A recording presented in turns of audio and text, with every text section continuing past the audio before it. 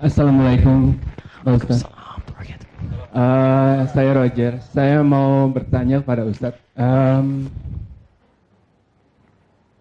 Saya baru saja menjadi mualaf. Dan kemarin ini baru saja meninggal ibu saya. Allah muliakan.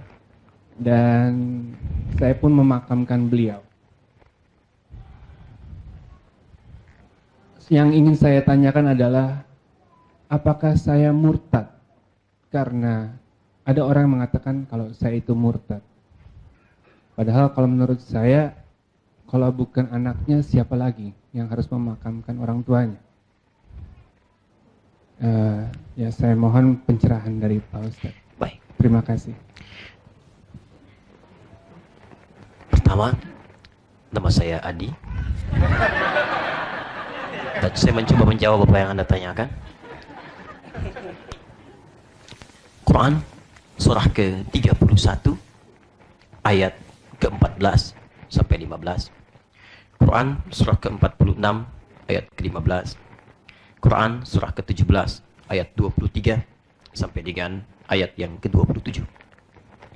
Pertama, bakti anak kepada kedua orang tua sepanjang dalam urusan dunia, jika memang terjadi perbedaan keyakinan antara anak dengan orang tua, maka dia tidak terbatas sepanjang dalam urusan duniawi.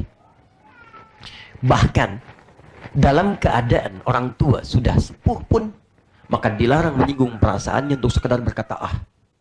Quran surah 17 ayat 23. Wa qadha rabbuka alla ta'budu illa iyyah wa bil walidaini ihsana. Imma yablughanna 'indaka al-kibara ahaduhuma aw kilahuma fala taqul lahumā uff. Uff itu bisa diartikan perkataan ah atau yang senafas dengannya. Sesuatu yang mengesankan gestur menolak. Saya bilang ah sih enggak, cuma nah, sama. Atau gestur yang tidak menyenangkan untuk menyinggung dia. Kaidah ini berlaku bagi yang muslim langsung otomatis. Bagaimana dengan non-muslim kalau orang tua masih ada dan sudah juga kedemikian sepuh, dalam kaidah dunia itu digunakan, masih berlaku hukumnya.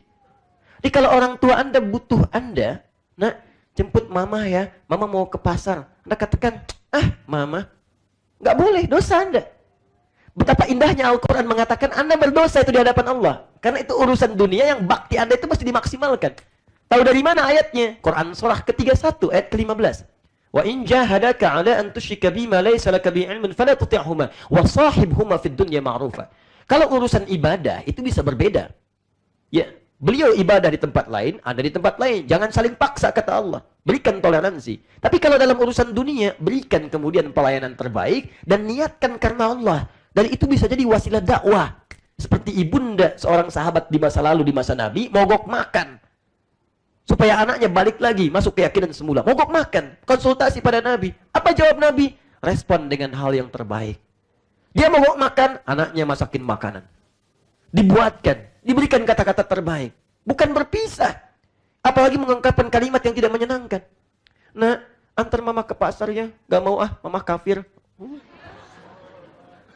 Nah siapa? Dan bahasa Qurannya ini, apa kamu lupa dia yang melahirkan kamu? Ya, dalam keadaan yang susah, payah, sulit dan luar biasa. Sepanjang urusan dunia, maka lakukan yang terbaik untuk itu. Baik.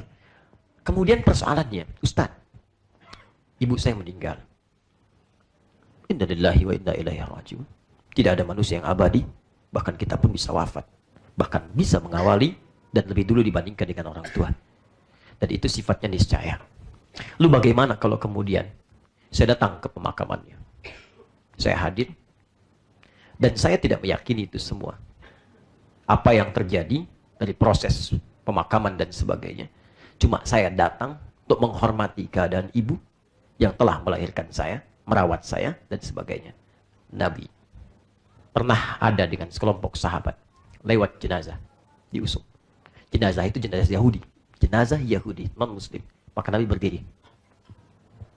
Saat berdiri itu, sahabat bertanya, ya Rasulullah, kenapa berdiri? Itu kan orang Yahudi.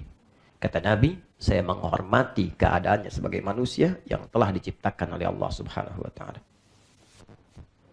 Indah bukan dalam Islam? Indah kan?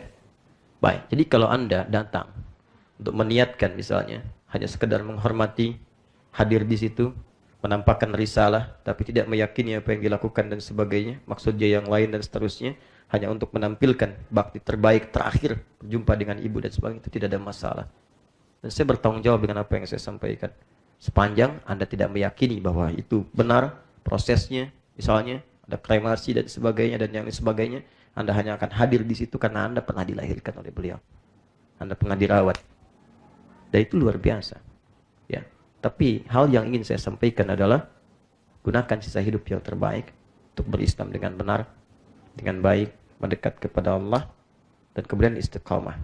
Jika Allah berkehendak baik, pasti akan dibuka jalan-jalan kebaikan lebih indah dari apa yang didapatkan terdahulu. Ingat teman-teman, ingat baik-baik pesan saya ini, semua anggota keluarga kita itu adalah titipan sebenarnya dari Allah. Sejauh mana kita bisa mengambil pahala dari itu? Jelas sampai sini? Baik, jadi saya kira sangat jelas apa yang saya sampaikan. Ingat, kalimat-kalimat kafir, murtad itu jangan mudah diucapkan dalam lisan kita. Murtad itu, apalagi kafir misalnya, itu tandanya jelas. Sepanjang belum jelas tandanya, tidak boleh diucapkan. Karena kata Nabi, kalimat itu akan mencari pemiliknya. Kalau dia mencari di bumi tidak ada, maka dia akan mencari ke langit. Di langit tidak ditemukan, dia akan kembali pada orang yang menuduhkan. Jika tidak benar itu, maka kalimat kafir itu akan kembali kepada yang menuduhkan. Dan tidak disebut seorang kafir, bagi murtad, kecuali dia mengerjakan dua hal. Pertama, lisannya langsung mengucapkan dengan kalimat saya keluar dari Islam, atau mengingkari itu semua. Atau yang kedua, nampak dari perbuatannya yang tidak sesuai dengan keyakinannya. Misal, dia sengaja meninggalkan sholat, ikut tempat ibadah orang lain. Dia ikuti itu semua. Dia praktekkan itu. Ya, dia mengingkari Nabi Muhammad SAW dengan yang lainnya. Maka, baru itu ditetapkan. Tapi sepanjang seseorang tidak mengatakan itu dan perbuatannya tidak menunjukkan itu, tidak boleh kita menuduhnya. Jelas ya? Saya mendoakan yang terbaik insyaAllah untuk Anda ya, dan ajak keluarga, doakan, bagi, jangan tinggalkan. Dan hal yang paling indah, tidak pernah Allah berikan hidayah pada seseorang kecuali ingin memberikan jalan terbaik bagi kehidupannya. Itu yang ingin saya sampaikan.